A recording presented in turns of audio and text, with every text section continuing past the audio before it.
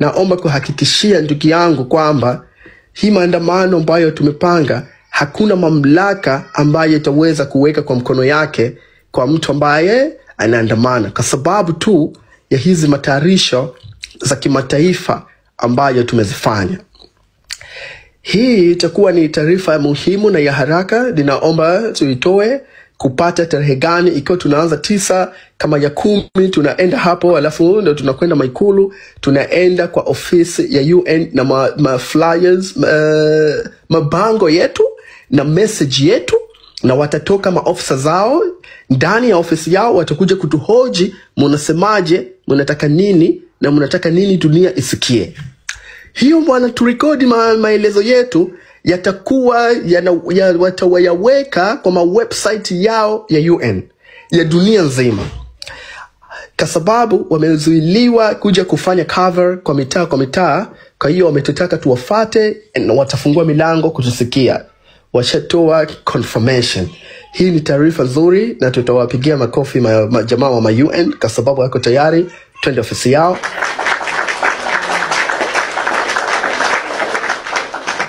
Sasa kile mimi nafanya, nitakuwapeni address na namba ya simu. Tukitoka moja kwa moja, tukue watu wengi, tunaanzia hapo.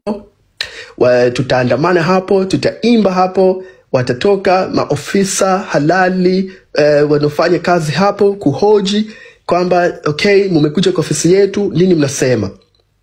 Watu wa frontline watasema, na kwa vile atakuwa na rekodi, watu wengine watakuwa na mabango zao bila ya kusema hii imebeba ile message.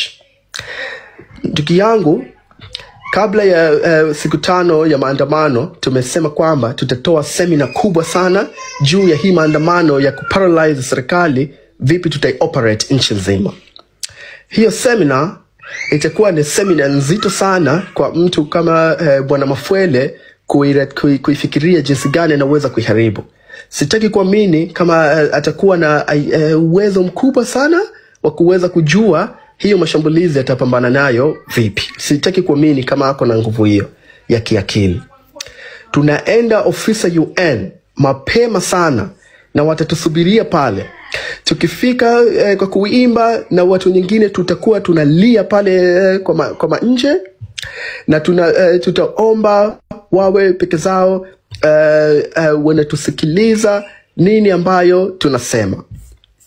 Lakini kabla sijakuwa naendelea, kwa sababu sitaki kuja kushushwa, kwa mujibu ya takwimu ya dunia, Tanzania tuko na watu 1.7 mpaka 2 ambayo iko na HIV.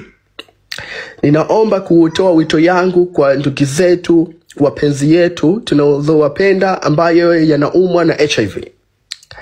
Waje kwa maandamano ya amani yasiokuwa na kikomo, hasa hii siku ambayo tayari tumefunguliwa milango na UN, kwa sababu kuna kitu inaitwa UNAIDS. Hii UNAIDS ni tawi ambayo iko kwa UN, na hawa majamaa wa UNAIDS ndo majamaa ambayo wana support ndugu zetu na familia zetu waweze kupata hii madawa na waweze kuishi maisha ya furaha. Na wahakikishia ndugu yangu kwamba ulikuwa mko na HIV, mkitaka kuruhusu Samia Suluhu Hassan aendelee kubakia kwa power, kuna hatari tukaharibu mambo nyingi sana na sote tukaja tukateseka, na hatutaki hiyo jambo itokee. Ninakuwa nasisitiza, tuko na ndugu yetu na familia yetu 1,700,000 mpaka 2,000,000 kwa mujibu ya taarifa ya UNAIDS, ambayo ndani ya Tanzania ni ndugu yetu ambayo wamepata maambukizi hizi za ukimwi, na UNAIDS inawatunza, na sisi kaka zao tunawapenda na tuko nayo pamoja kwa sababu ni familia yetu. Tunataka mkuwepo na sisi kwa maandamano, kwa sababu hii maandamano sio maandamano ya chama yeyote ile ya siasa. Hii ni maandamano ambayo tunataka tuandamane, tubadilishe mfumo yote ya nchi, angalau tu kwa ndugu yetu ambaye ako na maradhi, serikali tunawaweza kuwafidia hela angalau kwa wiki ya kupata chakula bora na ya afya. Na haya yote ili yakuwe yanawezekana, ni lazima hizi majambazi tuzitoe.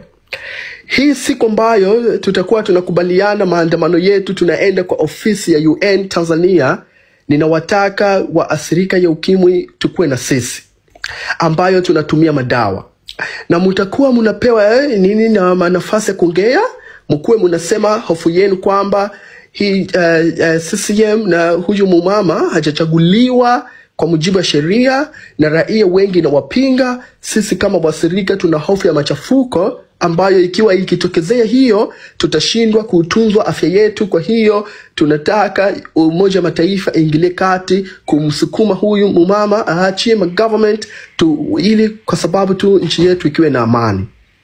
Lakini pia kwa mujibu ya takwimu ya UNAIDS tupo na watu ambayo milioni 2,928,000 kwa nchi yetu ya Tanzania ambayo iko na maradhi inaitwa diabetes, kama nadhani kisukari, kutoka age ya miaka 20 mpaka age ya miaka 79. Ninaomba ndugu yangu kwamba wewe peke zako unajua uko na Mwenyezi Mungu amekupa mtihani ya kupata diabetes, sukari, uje kwa maandamano haya, kwa sababu maandamano haya ya amani yasikuwa na kikomo ni maandamano pekee ambayo tutaweza kukuhakikishia usalama yako ya unastahili kupewa. Lakini kama peke zake hiyo haitoshi, kwa mujibu ya UNAIDS tuko na wagonjwa kwa nchi yetu Tanzania 44,931 ambayo imesajiliwa ipo na kansa. Ninaomba wagonjwa zetu ya kansa mkuwepo na sisi siku ya maandamano, kwa sababu hii maandamano itakuwa ya aina ambayo serikali ya Tanzania na Afrika Mashariki yake kwa ujumla haijawahi kushuhudia. Kama bado haitoshi, tuko na wagonjwa zetu 100,000 kwa mujibu ya UN wako na TB. Tunaomba ndugu zetu ukuwe na sisi, hata kama mnaweza kuja na madawa zenu na ventilation, kile kitu yoyote inaweza kuja nayo. Hatutaondoka kwa ofisi ya UN mpaka pale tu tuone habari yetu wanatuhoji, na wamenihakikishia ile kwamba wakiwa wanatuhoji watachukua maelezo yetu, wataweka kwa dunia ione, na wataifikisha kwa serikali Tanzania kwamba raia zako imekuja kwa ofisi yetu kuandamana na wametupa ujumbe hii. Lakini ndugu yangu, naomba kuambia wazazi ambayo ni mama zetu na madada yetu na mababa zetu, hii maandamano ni muhimu sana kwa ajili ya kubadilisha nchi yetu, kwa sababu kati ya milioni 3.6 mpaka milioni 3.8 ya mandugu zetu na wapendwa yetu wanapata kitu inaitwa malaria Tanzania. Malaria ambayo inawafanya wanashinda kusoma na inawatia hasara mafamilia. Wanatoa support ya matibabu ni UN. Twende hapa tukakae, mkaonesha hofu yenu na kutokuwa na imani na Samia Suluhu Hassan, na kuisukuma dunia imwambie kwamba unatakiwa ukuwe unaachia mamlaka, si kwa sababu tu ya watu wa kawaida, lakini hata wagonjwa zimekuja hapa, wagonjwa ambazo sisi UN tunalipia matibabu zao. Wamekuja kulia hapa kama maandamano ya pamoja kabisa, wanataka hawakuwa na hawapo na imani na wewe, kwa sababu haujashinda kikatiba, na matakwa yao ni kwamba wanakutaka wewe pamoja na IGP Kamala Swambura, CDF Jacob John Mukunda pamoja na DGIS mkurugenzi wa usalama taifa muachie mamlaka kwa haraka vile inawezekana, si kwa sababu tu ya usalama ya raia wa kawaida, hata hizi wagonjwa ambayo tunawalipa matibabu yao sisi watu ya UN. Kwa kushitua sasa jinsi ambayo hii mambo tunaenda kwa vuruga,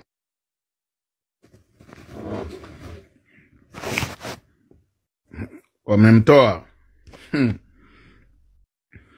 anu mtoto anawapeleka mpera kwa kweli. Yani anapiga nondo noma. Yani alafu ametoa pointi za maana sana. Jamani, UN ni mahali pa kukimbilia. Yani hizo pointi sidhani kama kuna. Okay, karibu Abi. Karibu. Ninawaomba ndugu zangu munisamehe, hii inapokuwa nindondosha si kwa sababu ya mapenzi yangu, kwa sababu tu hawa majamaa wa mawizi hawapendi vijana tukue tunapeana taarifa za muhimu. Ingekuwa hapa tunakaa tunazungumza mambo ya mambo ya mipira na mambo ya muziki, tungekuwa na uhuru ya kuongea. Kwa sababu tunaongea nini tunataka kufanya kuiparalyze hii serikali, hawawezi kukuwa na amani. Na najua kwamba kwa siku ya mwanzo tulitoa azimio letu la kuparalyze serikali, hawajakuwa na uwezo ya kutufahamu kikamilifu hasa ni nini ilikuwa tumemaanisha. Lakini hii ndio tunamaanisha. Ndugu yangu, ninakuombeni sana tusije tukakubali kuwasaliti ndugu yetu ambayo walikufa, iliuliwa mwanzo kwa sababu ya kuandamana kwa nchi yetu. Na njia ambayo tunaweza ambayo tusiwasaliti ni kwa kukubaliana kwa pamoja kwenda kufanya maandamano yetu makubwa kwa ofisi ya UN. Maofisa wa Umoja Mataifa yamenithibitisha kwamba tukikuwa kwa compound ya eneo yao ya ofisi, hakuna mamlaka ya komandani ya nchi itaweza kufanya kitu nyingine. Watakuwa maafisa hao, watatufungua mamilango, watatoka nje kutusikiliza kwa nini tumekwenda kuandamana UN. Ndugu yangu, naomba kuwafundisha hii mambo hizi na wapa. Hii maandamano ya safari hii, hakuna kiongozi iko na akili ya kuyafikiria. Wanataka kuona tukifanya maandamano, kuingia kwa mabarabara, kuingia kwa vituo ya mabasi. Sisi hizo mambo za watu ya zama za mawe hatutaki kufanya. Si lengo yetu kubwa ni kuparalyze serikali. Nitatoa address rasmi kabisa ya ofisa UN pamoja na namba ya simu. Nitampigia wakati nyinyi mnakwenda kuambia sasa baada ya muda fulani tunafika hapo, na milango itakuwa wazi na peke zao wamenihakikishia ile watakuwa nje wanasubiria sisi tufike. Na sikuwa kwamba nimethibitishiwa tu na UN ya Tanzania. Mazungumzo haya nimefanya na UN yenyewe ya Amerika, na inawapush UN ya Tanzania kwamba wakija raia kwa amani bila ya masilaha kuja kukimbilia UN, tafadhali tunaomba muwasikilize nini anasema na mutupe ujumbe yao kiukamilifu hasa juu ya nini wanasema na nini anataka na nini hofu yao. Ndugu yangu, hatukuwa na muda tena ya kupoteza. Tuko na watu, ndugu zetu imekufa.